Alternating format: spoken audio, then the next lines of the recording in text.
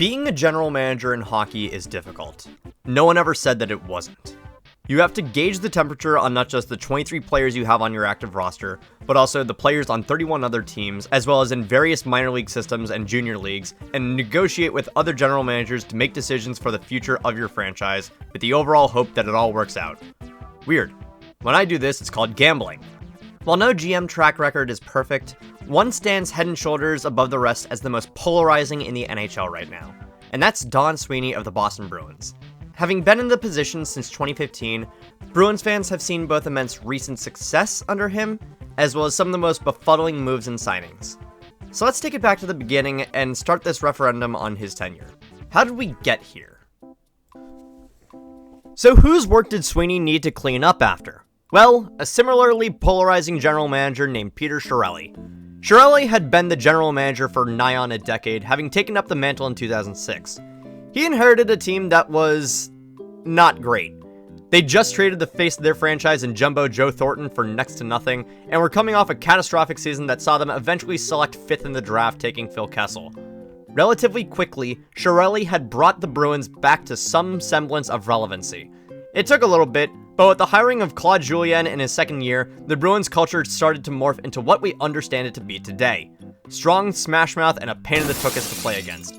This was aided with the naming of Zdeno Chara as captain, a free agency signing that they never would have gotten without trading Thornton, the development of prospects like David Krejci, Brad Marchand, and Patrice Bergeron, the trading of Andrew Raycroft to the Toronto Maple Leafs for Tuukka Rask, and the signings of players like Mark Recchi.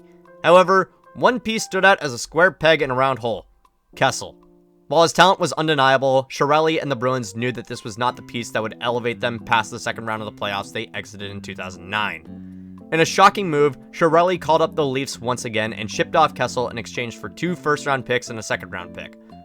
Little did anyone know that this would be a trade etched into the history books just 2 years later. Boston Bruins select Tyler Seguin. And here come the Chapeau! They're hammering away! And who has more fun than us? With a newly minted core of prospects dominating their way into the lineup, everything was looking like a bright new future for the Bruins.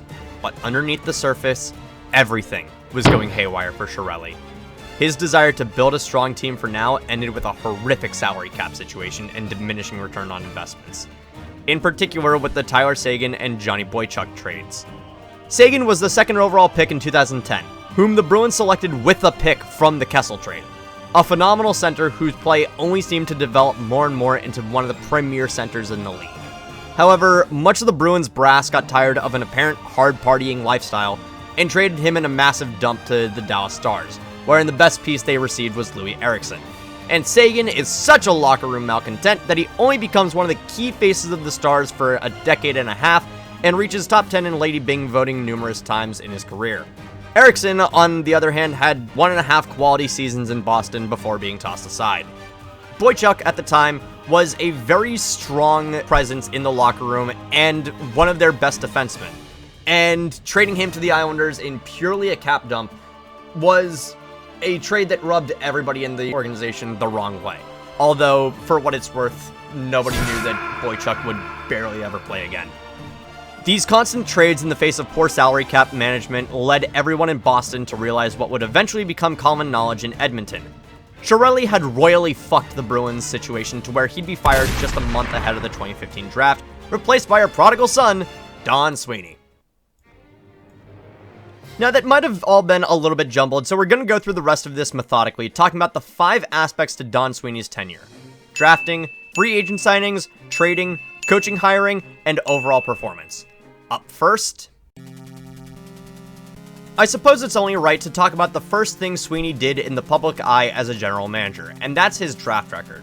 As someone who's been around for the past 11 years, Sweeney has had a very up and down draft record, and much of the scrutiny against him comes from his very first draft.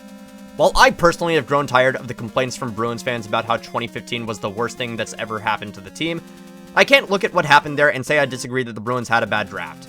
Thanks to some clever work Sweeney had done just before the draft with trading both Milan Lucic and Martin Jones for first-round picks, the Bruins were in a very unique position, holding 3 consecutive first-round picks. With this insane acumen, one could theoretically build faces of the franchise on both offense and defense. However, Sweeney got a little greedy. He wanted to trade all the way up to the Carolina Hurricanes for the 5th overall selection and take Elias Lindholm. Hurricanes told him to go fuck himself. So Sweeney was stuck with the 13th, 14th, and 15th overall selections. Woe is you. You now have 3 consecutive first-round picks in one of the most loaded drafts in recent history. And this is where the frustration set in. Jakub Zboril went first. While having some good stay-at-home defenseman qualities, his constant injury woes, particularly with a torn ACL just 10 games into 2021, kept him from being very effective. Next was Jake DeBrusk, a fun-as-hell forward with a great 200-foot game and a strong shot. While he would have his frustrations with the organization, particularly with a negative relationship with head coach Bruce Cassidy, we'll get to him later, don't worry baby cakes, many found his eventual signing with the Vancouver Canucks to be centered around other off-ice issues that may become the center of another videos. Who went third? Zach Senyshyn.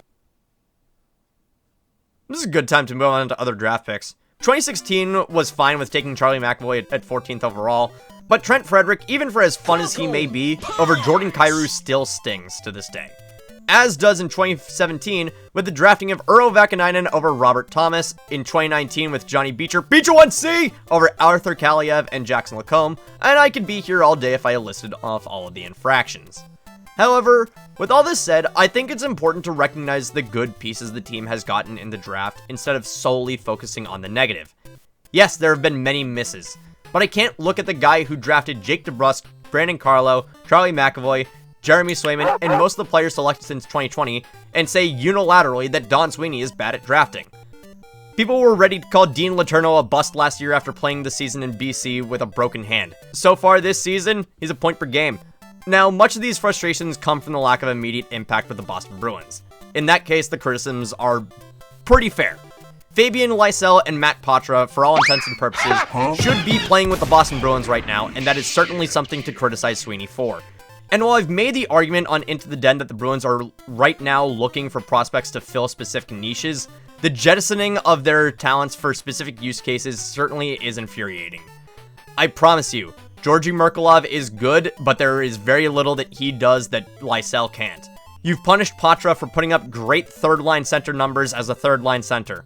Get it together. Call this belief in the prospects, but I'm willing to give Sweeney a little bit of leniency where this is concerned. This, however, I will not be so kind with. The moves that Sweeney has made in free agency have had a much worse average than his draft record. As always, there are some great ones he's had. 4 years for Linus Ullmark may have been one of the best signings the team has had this century, particularly with one of the best seasons in NHL history for a goaltender. As what was supposed to be a bridge contract to eventually get Swayman more playing time since he was seen as their heir to Tuukka Rask, Sweeney could not have hit harder. Additionally, the Morgan Geekie signing looks to be getting better and better with age. An amazing value find with a player who never got much ice time in Carolina or in Seattle. The first 30-goal season from someone not named Bergeron, Marchand, or Pasternak since Louis Eriksson in 2015, and a flaming hot start to this season as well. And the last good one I'll talk about is Nick Foligno. This was a signing I thought was going to be horrendous when it was first done. 2 years and nearly 4 a year for a grinder who's only broken the 20-goal threshold once in his career. Sounds like a Bruins pickup, but god am I not happy about that. And then he starts playing. He was the veteran locker room presence that helped get everyone in tune with the culture. There's a reason people still call him Uncle Nick around these parts. Now for the bad, and there are some real stinkers. And I'll get the easiest one out of the way first. The Milan Lucic signing. Even if you completely take away the domestic incident between him and his wife that led to his eventual release from the team, can anyone actually explain to me how this signing made sense? You lock up a guy for a year for $1.5 million that hasn't had anywhere near good production since his first year in Edmonton nearly a decade ago? Was he so good as a fourth-line left winger that you had to have him? 4 games before he gets injured, then everything happens. What a wonderful way to burn $1.5 million. So with that out of the way, does it get worse? Well, yes. Allow me to introduce you to John Moore. 5 years at $2.75 million a year sounds like a reasonable deal for a back-end defenseman. Hell, he was good enough to get the Bruins to a Game 7 against St. Louis. And then he played a combined 36 games over the course of the next 3 seasons for the Bruins. Not so reasonable. Another tough one was Jimmy Hayes. May he rest in peace. $2.3 million per year for a center that, due to having to compete with Patrice Bergeron and David Krejci, would be forced to the third line, is not how you want that contract to go. Especially so given that he'd eventually be forced onto the fourth line to make room for 2 other bad contracts. These ones, definitively, are the worst of the bunch. Bruins fans, say it with me.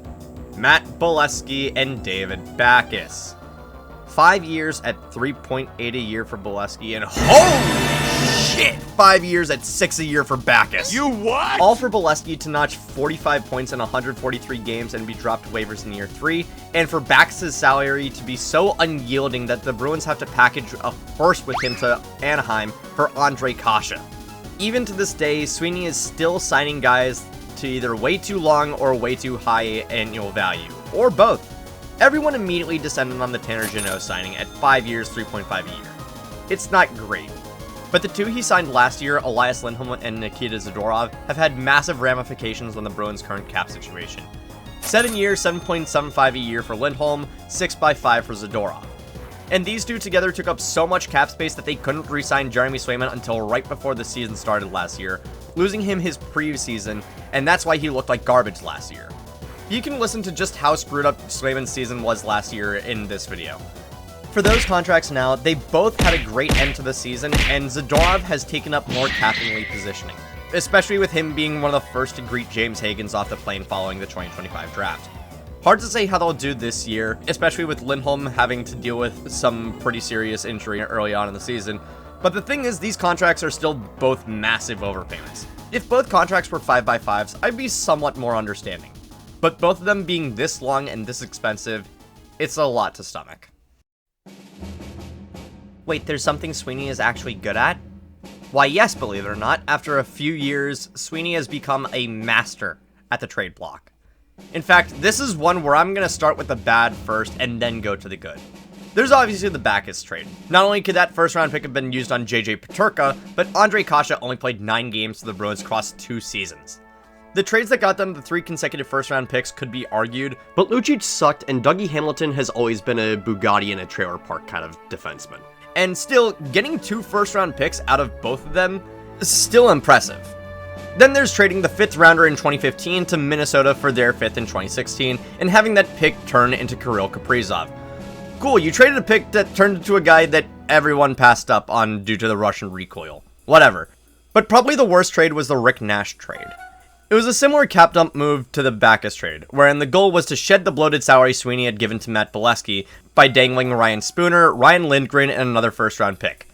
Nash was not amazing, having half a point per game in both the dozen games at the end of the 2018 season and the 2 rounds of the playoffs the Bruins played that season. He was at the end of the 16-year career. I'm not going to go too hard on him. Ryan Lindgren, however, was a big piece to give up. While not an elite defenseman, he's averaged just over 19 minutes a night in his career, although being on the left means that if he was on the Bruins right now, he'd be competing for playtime with Nikita Zadorov, Hampus Lindholm, and Mason Lohrei. Now, with all that out of the way, I think it's important to go over the good he's done, and oh boy, there's a lot to go over! The first one to go over is probably his first big trade that wasn't simply a cap dump. Ryan Donato is a very interesting player.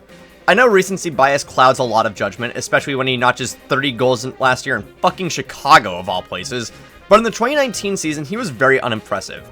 So Sweeney shipped him and a 5th off to Minnesota for Charlie Coyle and immediately signed him to 6 years, $5.25 million a year. While unable to consistently cement a spot above the third line center with Krejci and Bergeron up the gut, he fulfilled that role amazingly, eventually collecting his absolute best season with 25 goals, 35 assists, and 60 points in the 2023-24 season. The mayor of Weymouth was a key piece of the Bruins locker room and on-ice cohesion in the early 2020s for the Bruins. 2 years later, amidst a very confusing time, I wonder why, Sweeney noticed the Sabres were floundering thanks to their 1-year Taylor Hall experiment blowing up in their faces. What does he do? Slides them a half-rotting Anders Bjork and a 2nd-round pick for Hall and Curtis Lazar. Lazar becomes a solid 4th-line center for a year and a half, but is allowed to walk. Hall, on the other hand, finds amazing form in Boston.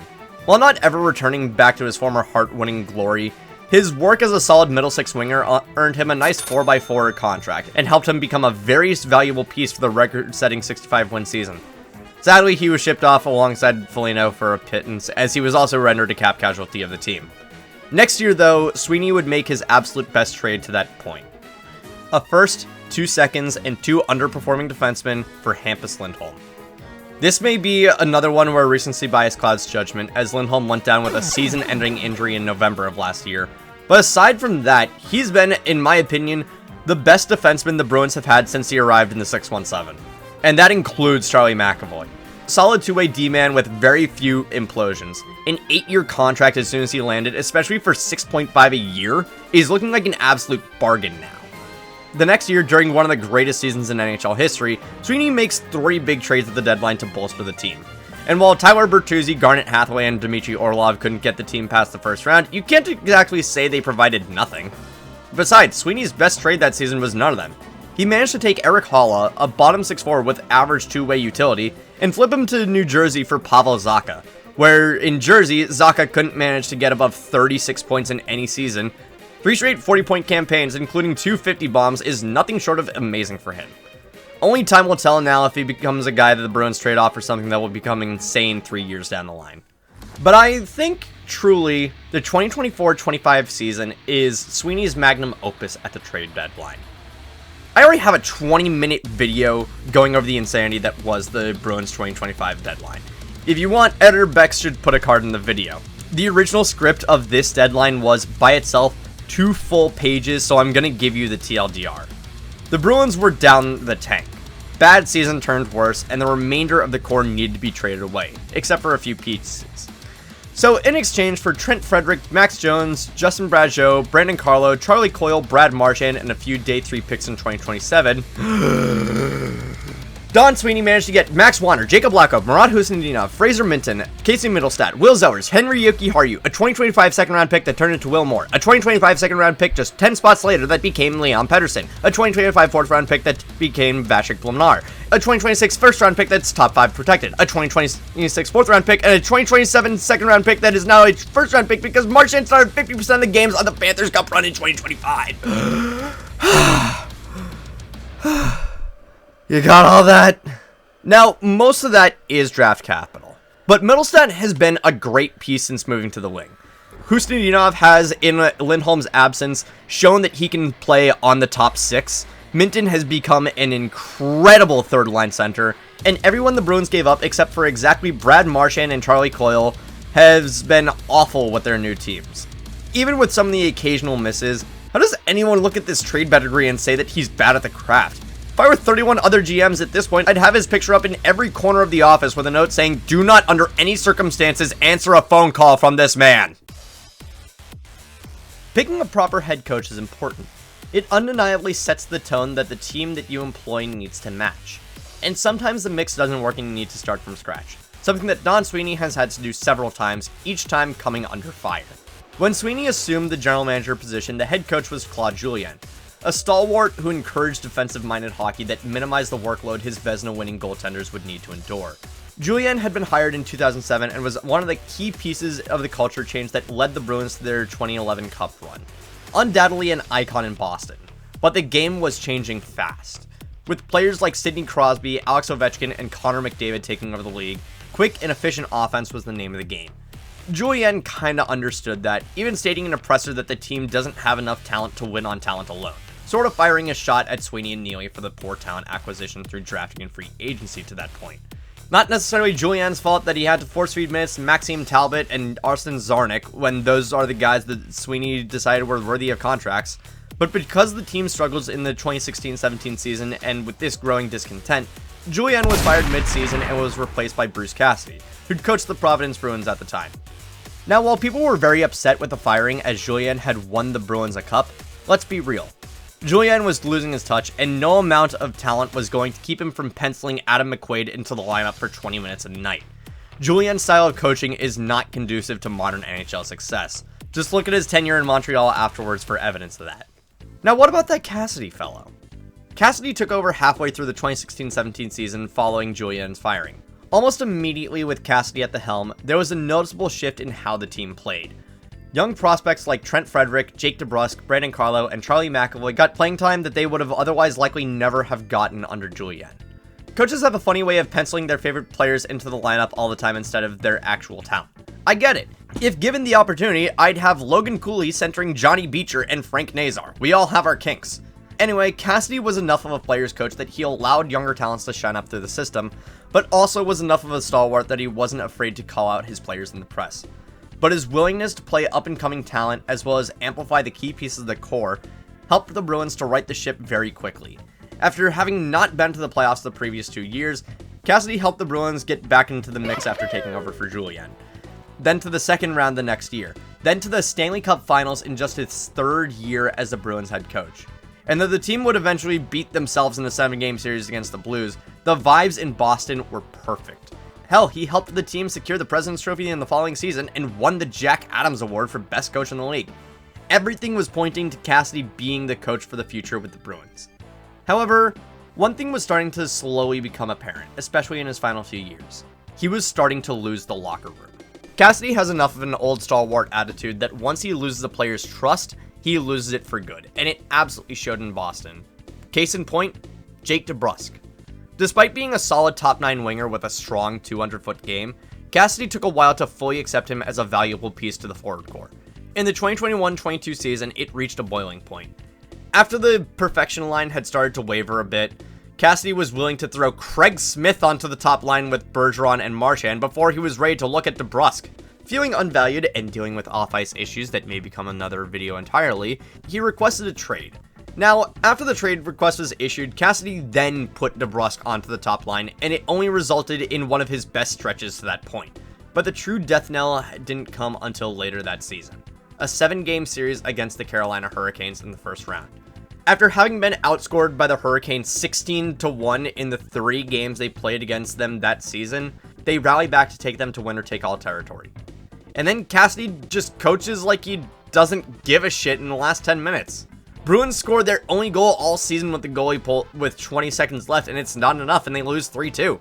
It's not even the fact that they lost. There were some serious consistency concerns with the Bruins all season, and they played horrendously against the Hurricanes in their season series. It's the fact that Cassidy looked completely feckless in the last 10 minutes of his Bruins career.